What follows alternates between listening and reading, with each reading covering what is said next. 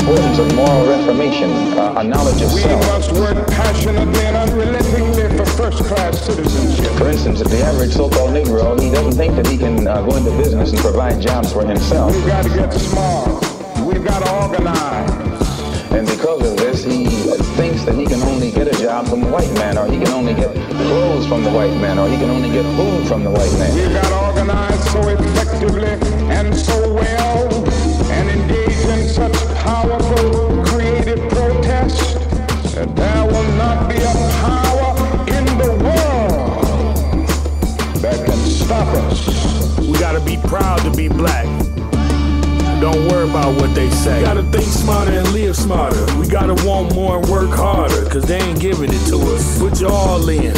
If you truly wanna make it, can't be waiting for handouts, baby, you gotta take it. Like Martin gotta have a dream, cause he had one. Like Malcolm, by any means, gotta get that done. Don't be ashamed of who you are, stick your chest out proud. Make them believe that you're the best, show them what you about. We gotta love each other, stop killing each other. We gotta unitize and don't believe the lies. This is a message to the blacks and any other minority. Live well and love self, that's the priority. Been taught for so many centuries that they are nobody is not easy. So they very skillfully made you and me hate our African identity. Maybe the English language should be reconstructed so that teachers will not be forced to teach the Negro child 60 ways to despise himself and thereby perpetuate his false sense of inferiority. Hating our features and our skin and our blood, while we had to end up hating ourselves. It made us feel inferior. We must no longer be ashamed of being black.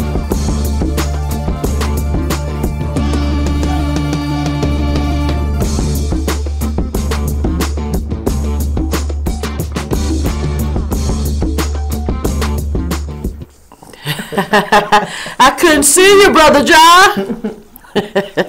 You know it's a movie out called Brother John, right? You ever seen it? No. Okay, I'm down too low. Let me move my thing up a little bit. I didn't hear you, John, too well. Okay. I had mine on low, so.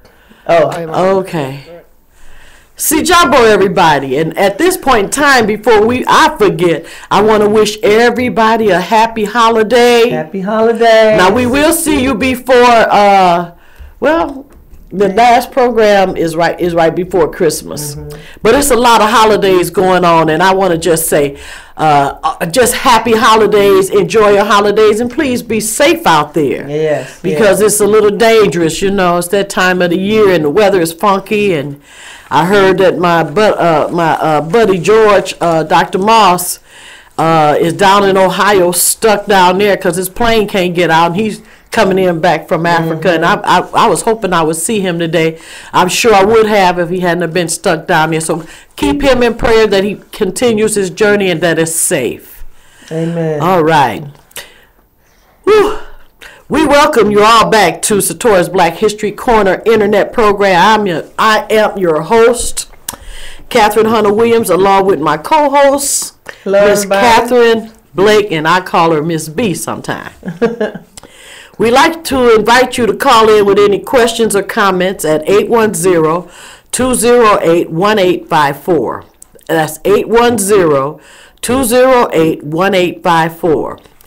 We not only tell our story about past great heroes and sheroes, but also about those living in the present day. Now, moving forward and passing our story on, as you know, a great man died last Thursday, and I like to say that he was a man who changed the world forever. Amen. He is the former South African President Nelson Mandela, who recently joined the realm of his heavenly ancestors. And Miss B and myself, we're going to have a discussion about Mandela, about his life. And as this picture you're seeing is when he was a young man, very militant. One thing about Mandela, he was militant. And I don't know if y'all remember Steve Biko. Steve Biko Mandela, and it was another person that was in that group, with him, but he was also along with them. And Stephen Biko, Mandela wasn't really heard about till he kind of got out of prison. But Stephen Biko was heard about back in the 70s. Right. And actually, if you want to just read about him, is by Donald Woods, and it's called Biko. But Biko, there was a book, it was given to me back in the early or late 70s. And that was my first informed information about South Africa. Now you can get everything about South Africa, and I'm sure it's other books written about Steve Biko. There's a movie about him too. Yeah, okay. But it's very interesting. But he was the one, he died before Mandela, but he had made his mark also because he was an activist. Right. He was a fighter. But back to this man, this wonderful man who has such a sweet face and smile. And a forgiving spirit. Oh, Lord. yes, Lord. 27 years after being in prison, and they let him out. They didn't kill him, though. They killed Stephen Biko and others, but they didn't kill Mandela. So that let me know that the Lord had a strong hedge of protection around him. Amen. They couldn't do nothing to him. But I do believe this, that some of those men were broken in there. Yes, they were. And because, 27 years in a small room and in a prison, and all you could do is come out and... That was hard labor. He was at a hard labor camp. Work on what was those limestones? Yeah. What kind of rocks it was. But anyway...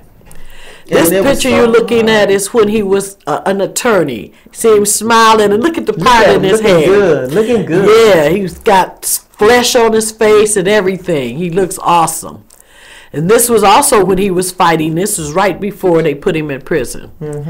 His name is His Excellency Nelson La Mandela. Okay. This is where they say it, pronounce it. It's Nelson Rowe. If I do it in the English, it would be Rola La. But it says Exosa pronunciation because that's what his tribe is Exosa. La Mandela. You got it? Got it. All right. Was born on July 18th, and they have a date of celebration. It's called the Mandela's Day, and they celebrate it all around the world on July 18th. Oh, I didn't know that. I told you we had we talked about him last year when that's right. that bill, that money they had made, put his picture on, and they had a day, and it might have been. Didn't start last year, but I know they got a day, and they call it the July 18th day. He was a South African anti-apartheid, and I call it what it is, anti-apartheid, because when I was studying Stephen Biko, it said they use trickery with words. They call it apartheid, but it's apart and hate. Oh. Keep them apart and hate them. Apartheid.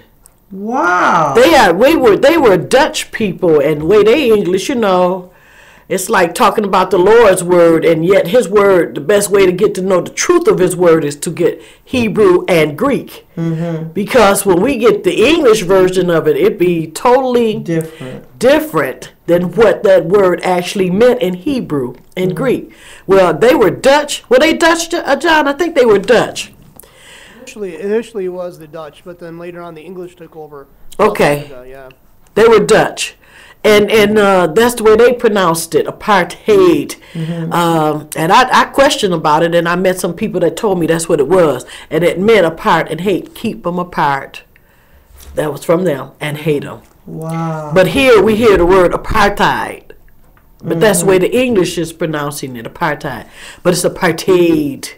Okay, apartheid. Right, I'm glad to know that. Okay. To have that understanding of that too. Yeah. Revolutionary as well as a politician and a philanthropist who served as president of South Africa from 1994 to 1999. Now this is what I didn't understand. He only did one term. I thought he did more than one term, but he only did one term.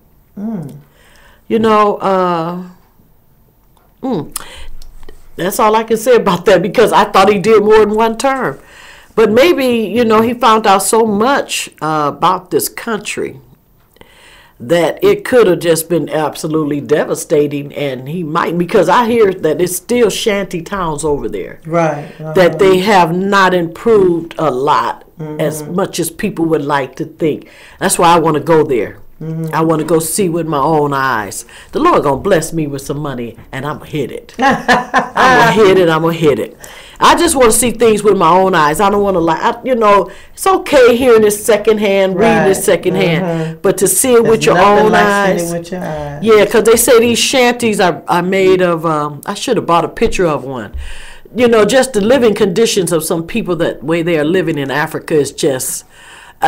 We wouldn't be able to live like that in a shanty made of tin roof with tin. It's made of tin and stuff. You know, we can't hear you, John. Well, during the anti-apartheid protests all across the country, I remember Ann Arbor's campus at U of M. They had they erected shanties similar to that, which was supposed to have been down there in South Africa. Oh, really? Yeah, they had them all over. They had them here in Flint too. You know, on campus. We did it in Flint. Yeah. Back in 1985, I think. 85, 86. And we had a program called "Let My People Go." That's why I'm telling you, we became aware of what was going on in South Africa, and that was the way we were fighting it through the museum.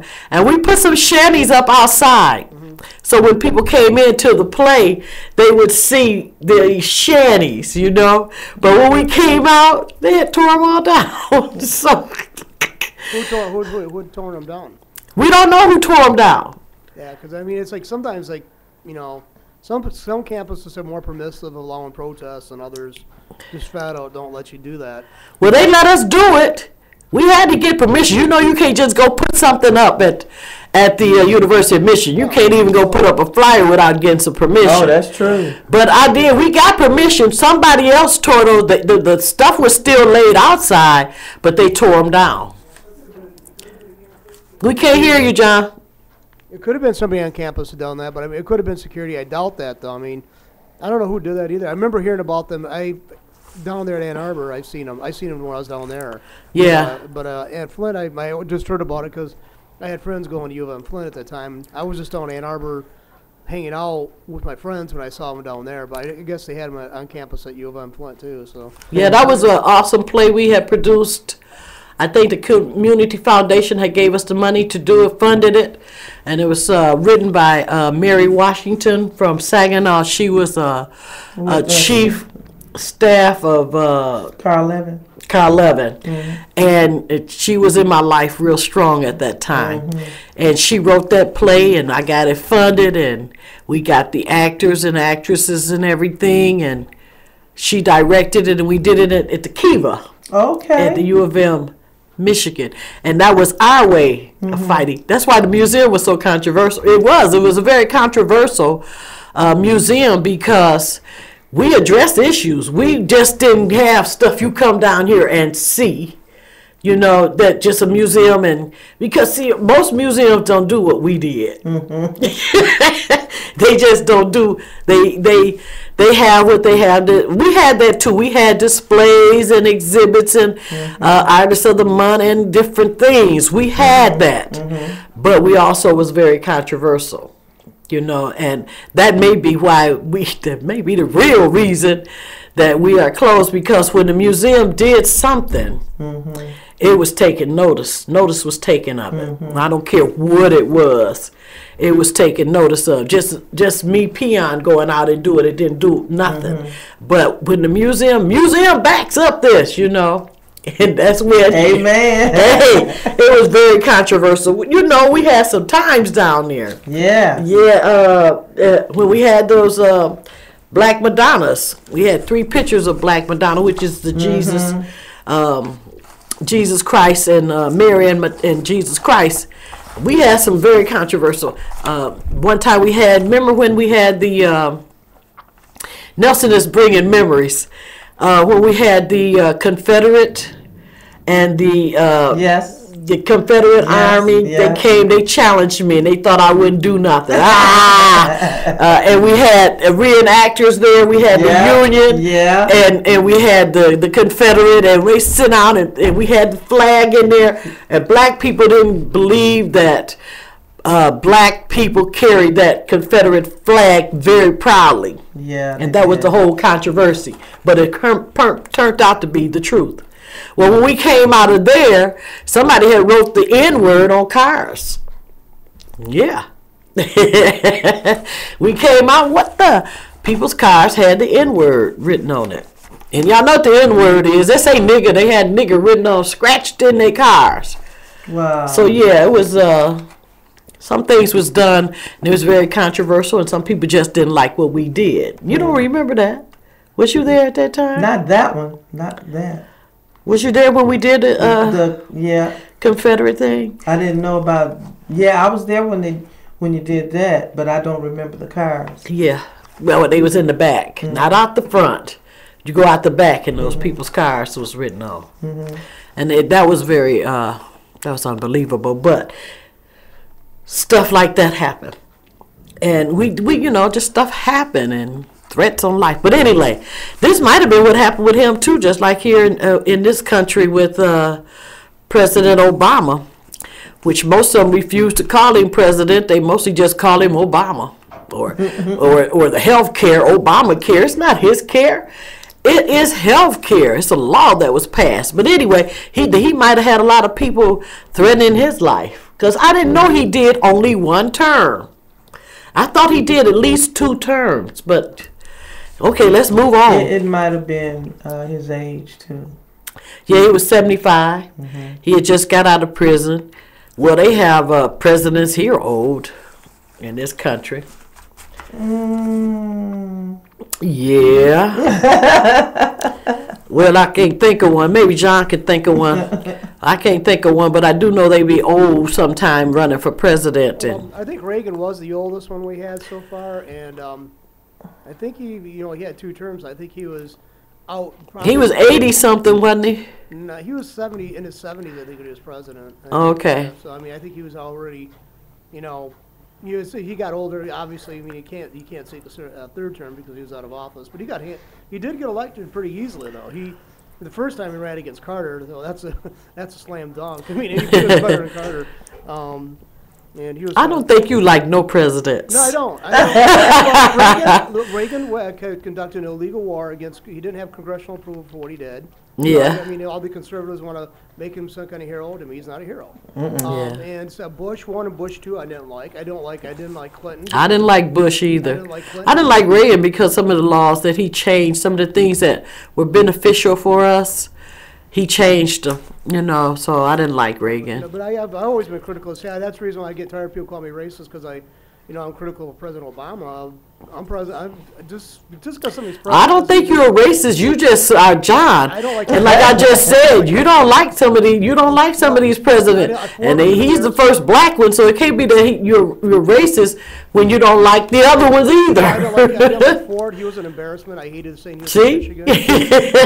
Carter was a total joke. Like I said, I can look at the history because I was obviously, JFK was the president when I was born. Man, I think he was kind of lackluster, actually. The biggest thing for his caused him to be popular is he was murdered in office. If he actually lived his term out and didn't get reelected or got reelected, don't know what. Yeah, he probably has been a pretty dismal president. And Johnson, the reason he got popular, at least with blacks, is he gave us the Civil Rights Voting Act and whatever. He gave us that. Well, he didn't give it. Well, he wrote it into law.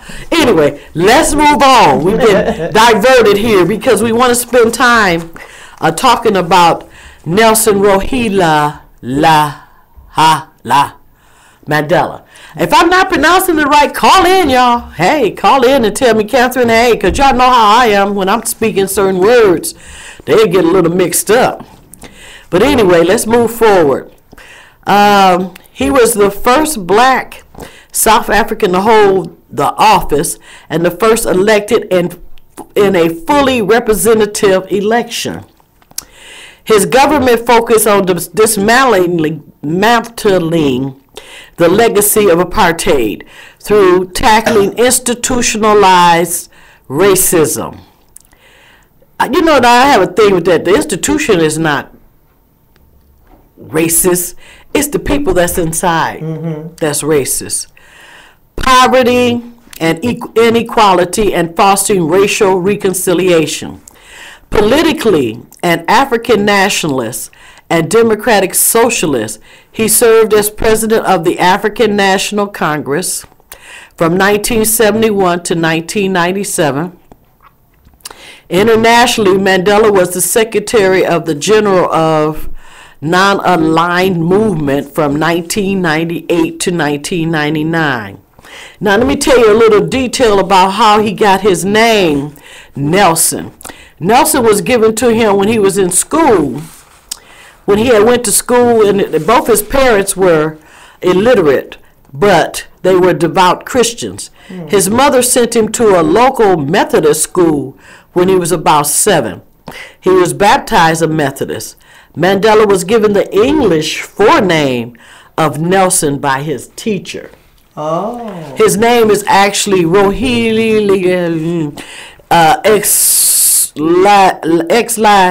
Exli Lala Mandela. Okay. Okay.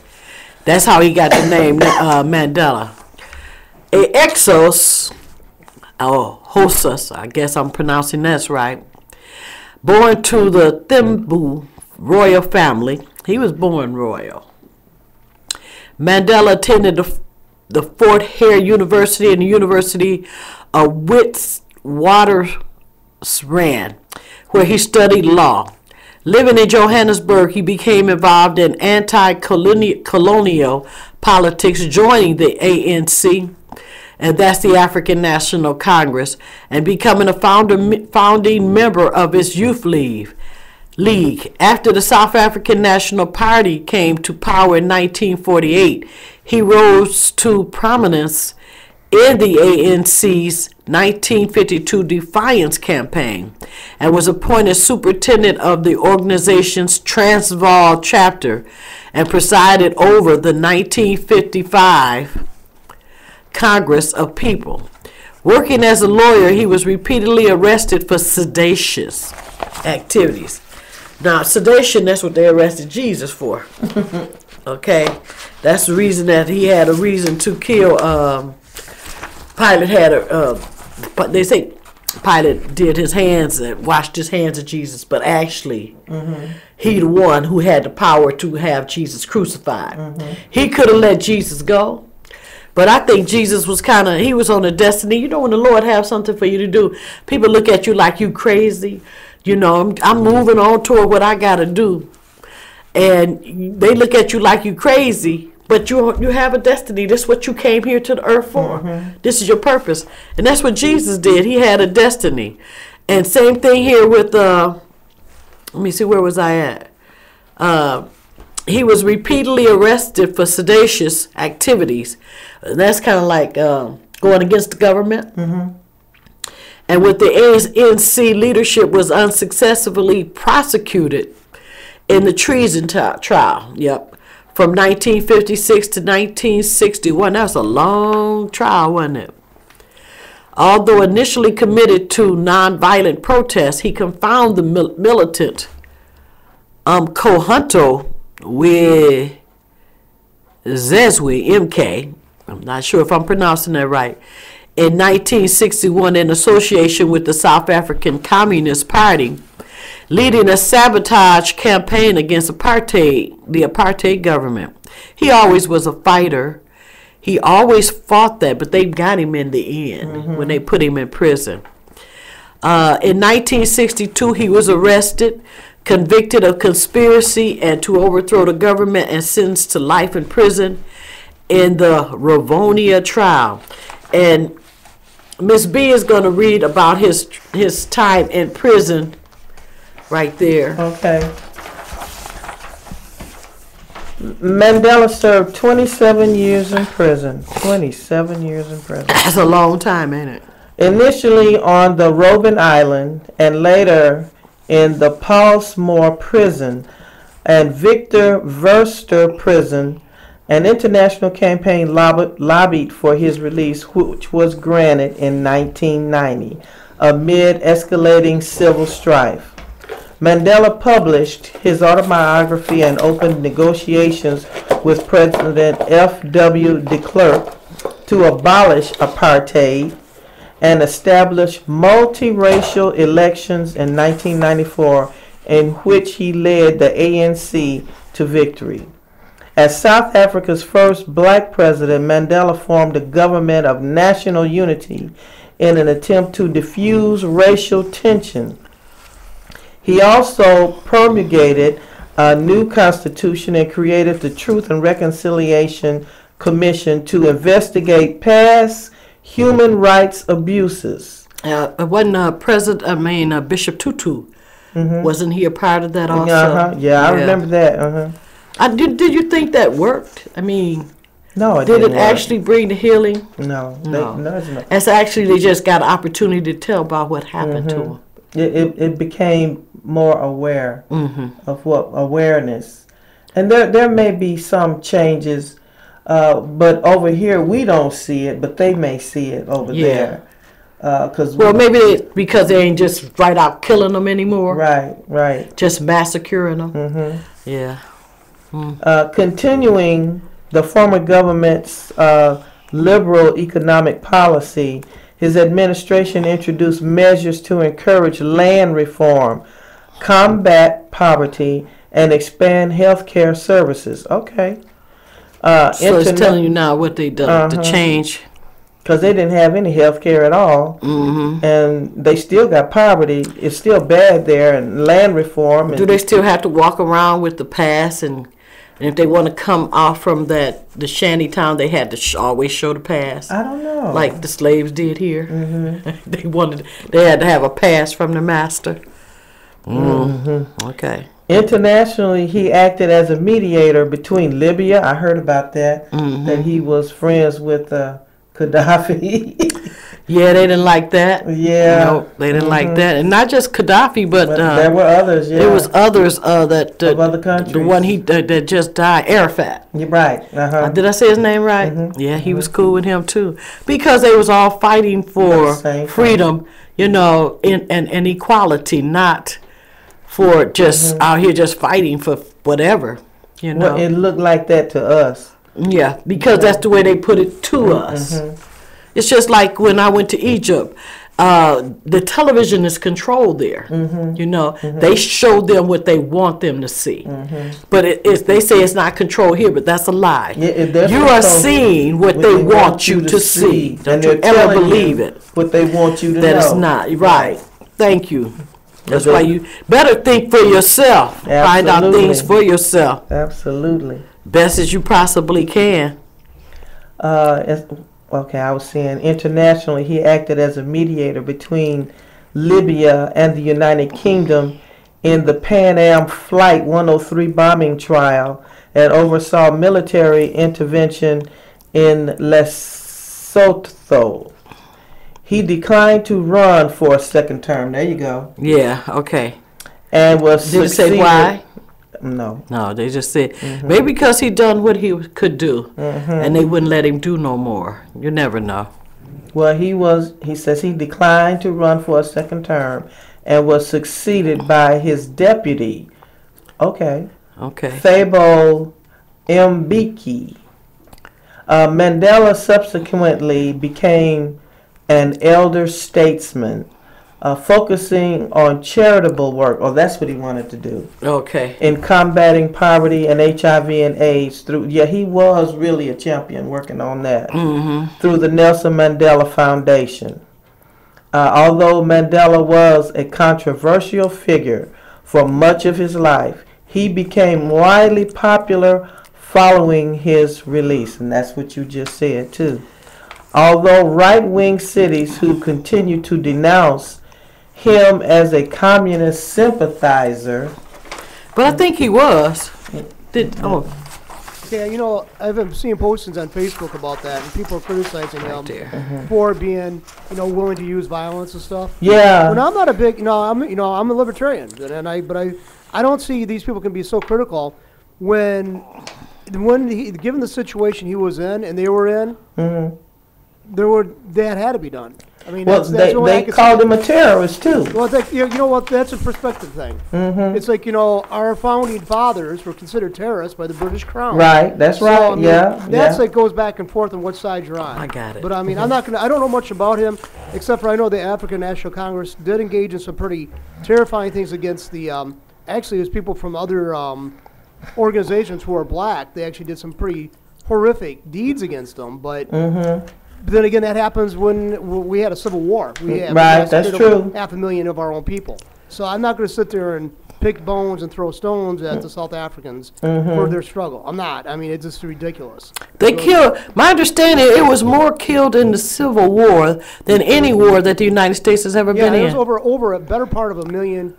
700-some-thousand people killed in the war. Bulk of them actually died because of diseases, and the aftermath of injuries, not actually killed in battle. They had malaria and other things. They had such a primitive way of taking care of medical problems. A lot of people succumbed to that more than they did actual bullets and grenades and bombs and cannonballs. Cannibalism. There you go. Cannonballs. Cannonballs, okay. Because cannonballs used to decimate the ranks, but I mean, right. A large portion of the people died were because of injuries they received and the way their injuries are treated by the medical staffs. And famine too, and the weather, and there was a lot of different things that caused. Well, they wore wool in the summer, okay? Right. And let's face it, a lot of people died of a heat problem, heat exhaustion and stuff like that, and heat stroke, sunstroke. So. And they died in the cold. Yeah, they died in the cold. Yeah. Okay.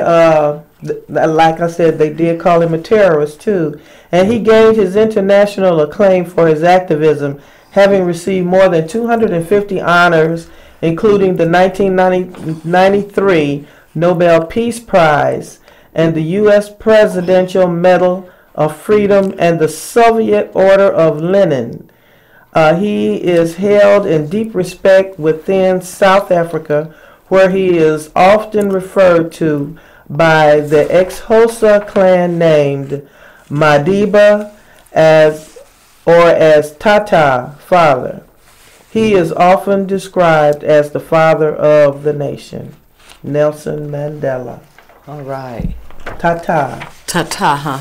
Well, let me give you some more about his name. Okay, he was born on July 18th, 1918 in the village of Vezo in Umtatu. Wow, he's 2 years older than my dad. He's 95. Daddy would have been, closer. Daddy died 2005. Okay. Then a part of South Africa's Cape Province. Given the forename let me get it. Exola La. Well, okay. I'm going to leave that alone. Okay, which actually is an Xhosa term meaning troublemaker. What? So they knew he was going to be a troublemaker. In later years, he became known by his clan name Madiba. Well, that might also mean he had troubled the waters. Well, I always I tell anybody this because it was told to me by him. Because sometimes you go up against people and you be afraid to stand up against them because you feel they're so powerful. And I had told this to Congressman Kildee, Dale Kildee, not Dan. And he told me, Catherine, if you don't ruffle the feathers, they'll stay smooth. And I've always kept that in my mind, so I am a feather ruffler. All right. Water troubler. Yes, Lord. But back to his name, okay, no one in my family had ever attended school like I had told you. On the first day of school, my teacher, I'm giving you her name, Miss Dingani, gave each of us an English name. This was the custom among Africans in those days, as was undoubtedly due to the British bias of our education. Reminds me of slavery. They changed your name. Yep. That day, Miss Madinga told me that my new name was Nelson, Why this particular name, I have no idea. This was written by Mandela in 1994. Also, John, I don't know if you have showed the picture of him on the 50. I think it's the Rand. Last year, I think they put him on a what they call it, paper money. Yeah, they put his picture on it. There he is. Yeah, it's called the Rand. Yeah. It's called the Rand, and it's $50. I think I'm not sure what that is, but it's worth $50. Right. See, the Cougar Rand, with the gold coin, was named after a former South African head of state, like a president, during the Dutch then, and that's where you get the Cougar Rand. It means okay. The unit of monetary unit is the Rand. Well, we talked about this last year, and I don't have a lot of information on it because that's when it happened. Was last year when they put his name on his picture. On a picture. I'm sorry. On the dollar, on the not dollar bill, but on the bill, money, the Rand, and I think what I said on it that whatever it was worth $50 in this country or in that country or whatever. But anyway, the former president, His Excellency Nelson I'm gonna say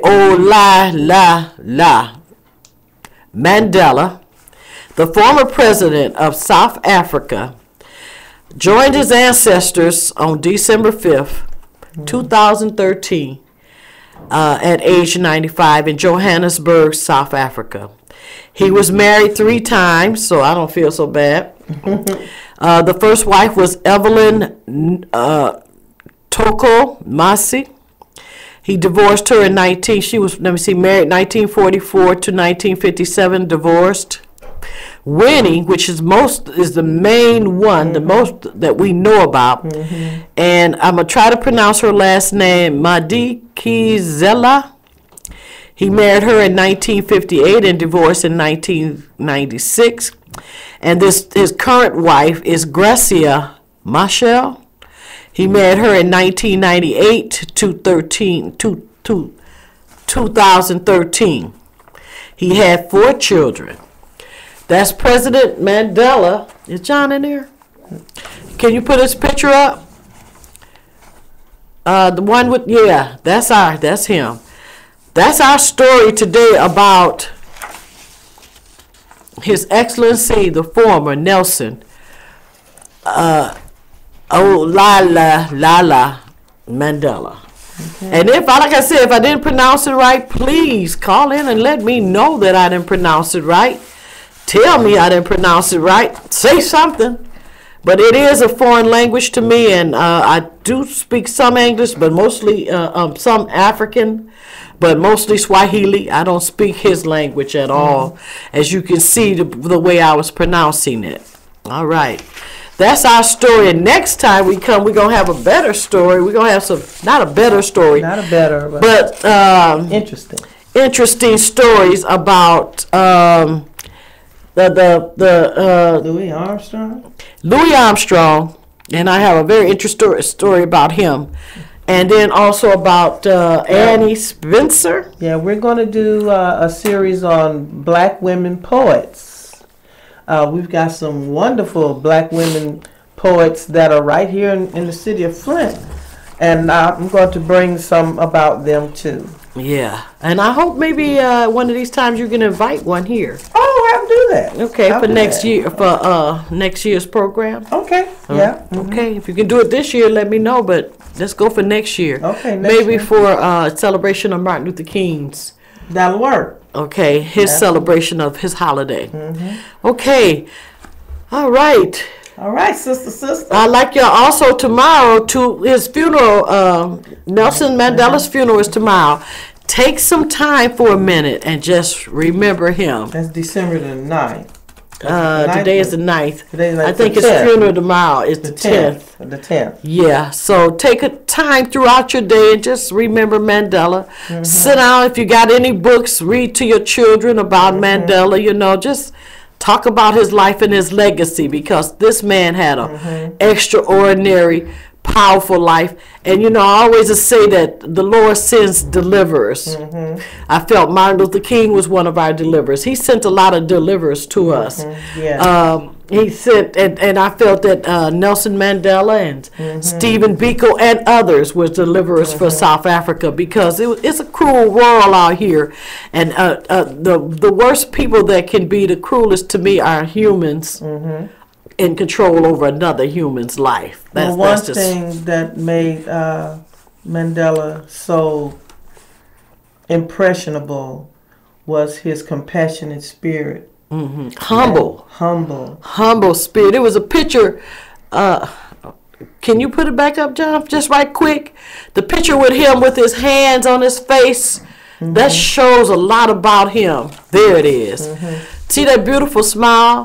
He had lost a lot of weight too. I think his wife got into his life, but also it might have been from the disease that took his life, this lung infection, that made him lose weight. Because if you go to his earlier pictures, you can see he was a healthy, full, flush man. Well, he was a compassionate person, and he was a forgiving person. Yeah, he had to be. Forgiveness was the main thing that really boosted him, was forgiveness. All right, we're out of time, so we hope you come back and watch our program this last Monday of the month. I'm not sure what that date is, but we hope you come.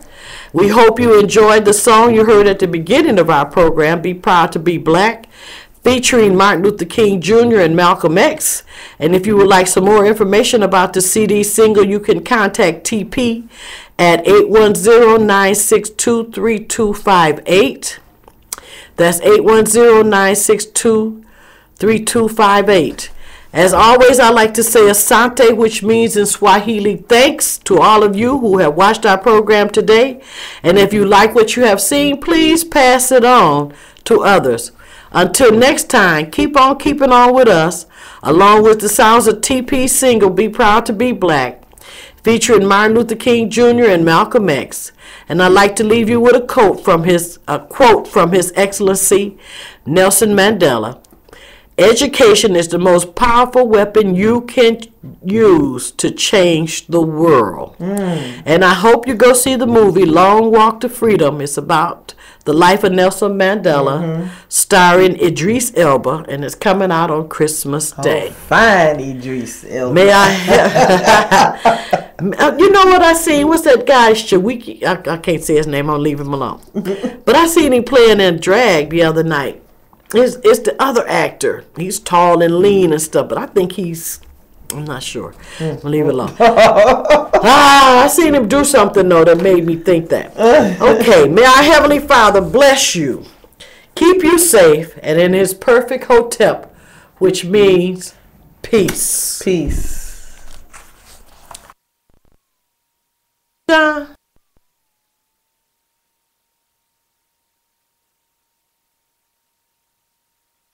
Passionately and unrelentingly for first-class citizenship. For instance, if the average so-called Negro, he doesn't think that he can go into business and provide jobs for himself. We've got to get smart. We've got to organize. And because of this, he thinks that he can only get a job from the white man, or he can only get clothes from the white man, or he can only get food from the white man. We've got to organize so effectively and so well and engage in such powerful, creative protest that there will not be a power in the world that can stop us. We gotta be proud to be black. Don't worry about what they say. We gotta think smarter and live smarter. We gotta want more and work harder, cause they ain't giving it to us. Put your all in. If you truly wanna make it, can't be waiting for handouts, baby, you gotta take it. Like Martin gotta have a dream, cause he had one. Like Malcolm, by any means, gotta get that done. Don't be ashamed of who you are, stick your chest out proud. Make them believe that you're the best, show them what you about. We gotta love each other, stop killing each other. We gotta unitize, and don't believe the lies. This is a message to the blacks and any other minority. Live well and love self, that's the priority. Been taught for so many centuries that they are nobody is not easy. So they very skillfully made you and me hate our African identity. Maybe the English language should be reconstructed so that teachers will not be forced to teach the Negro child 60 ways to despise himself and thereby perpetuate his false sense of inferiority. And hating our features and our skin and our blood, why we had to end up hating ourselves. It made us feel inferior. We must no longer be ashamed of being black.